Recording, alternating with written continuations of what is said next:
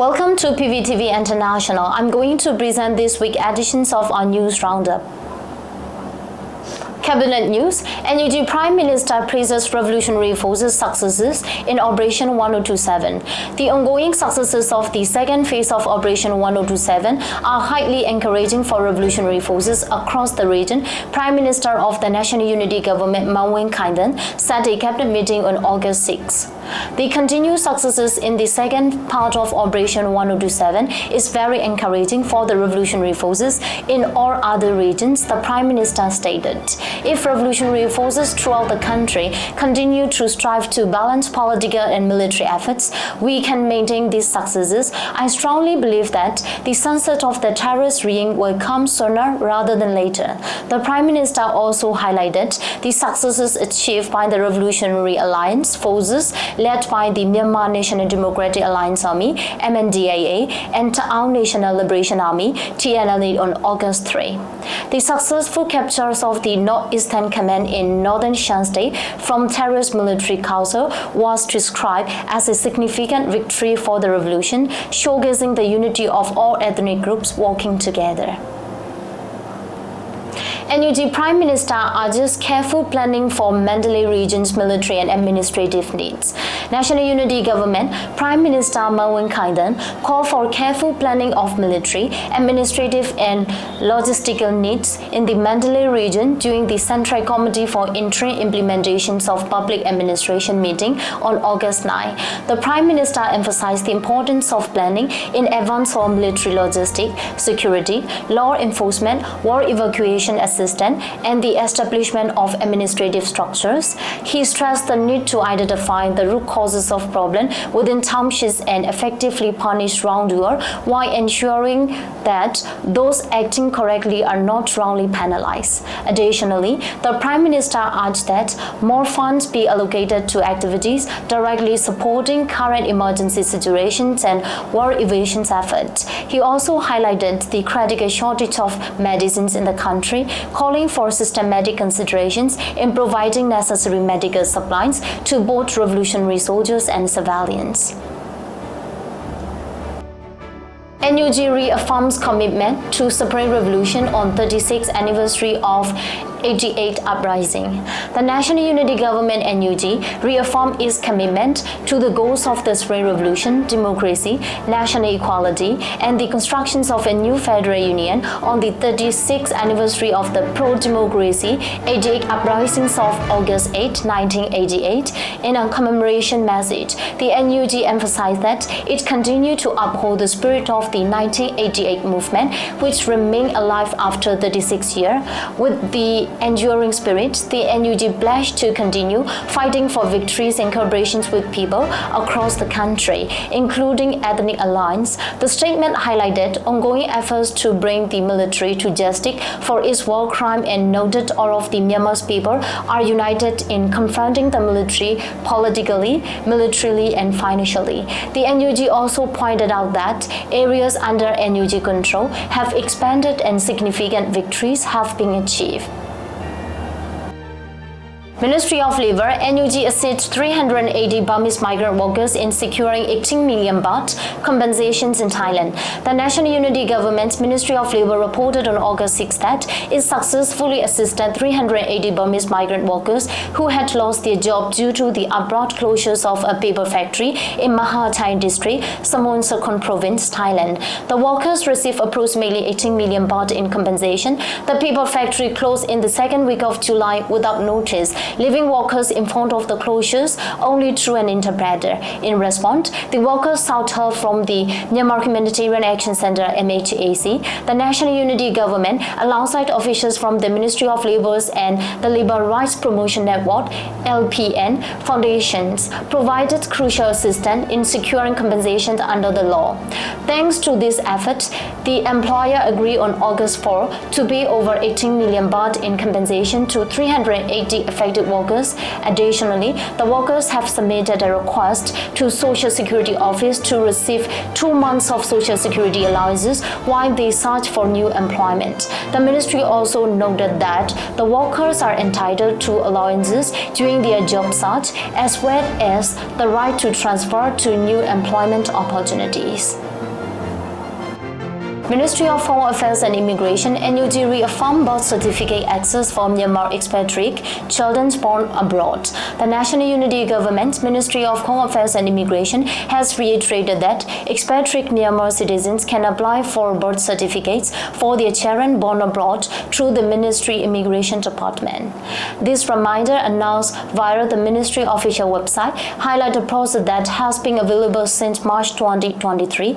This initiative aimed to counteract the military council efforts to penalize citizens who avoid engaging with Myanmar's under-control embassies. By offering these birth certificates, the ministry seeks to protect the rights of children born to Myanmar expatriates, ensuring they are not deprived of their entitlement due to their parents' refusal to contact Honda-run embassies. The ministry underscored that providing birth certificate for children of expatriate Myanmar citizens addresses a crucial need within the community. Despite the challenges and limitations faced, the ministry stated that this service remains both practical and beneficial for Myanmar citizens living abroad. Ministry of Foreign Affairs (NUD) dismisses diplomatic representative to India following misconduct investigation. The National Unity Government (NUD) Protections from Sexual Harassment, Exploitation and Abuses (PSHEA) Policy Central Committee announced on August 3rd that Sly Isaacson has been removed from his post as NUD diplomatic representative to India. This decision follows an exhaustive review of documents, testimonies, and eyewitness accounts concerning his behavior. In line with the Central Committee's finding, Sly Isaacson was officially dismissed from his position as of the morning of August 1st, 2024. Ministry of Defense (NUG) Ministry of Defense urges terrorist military council members to join people's side. On August 8, the Ministry of Defense of the National Unity Government (NUG) reiterated a warning issued by Union Minister Uyimon on January 4, urging commanders, soldiers and policemen under the military council to reconsider their allegiance as the final days of the military dictatorships are believed to be imminent. The last day of the military dictatorship has arrived. The false ideology that has thrived on intimidating people of Myanmar with fears of the union's disintegration has completely collapsed, stated Union Minister Uyimon. Today, the true custodian of the union's unity are the people's government and the revolutionary forces. It is time for you to gain a clear perspective and stop protecting the military dictator out of misplaced loyalty. The Union Minister called on members of the junta to align themselves with the People's Government and Revolutionary Organization, emphasizing that continued obedience to the military regime would only lead to their own destruction. He urged all members of the military council to swiftly contact the NUG or revolutionary forces to join the people's side, whether the individuals, battalions, or entire commands, before it is too late. Ministry of Humanitarian Affairs and Disaster Management (NUG) provide aid to nearly 500,000 flood victims in July. Dr. Win Myat, Union Minister of the Ministry of Humanitarian Affairs and Disaster Management of the National Unity Government (NUG), announced on August 3 that nearly 500,000 flood victims received assistance in July.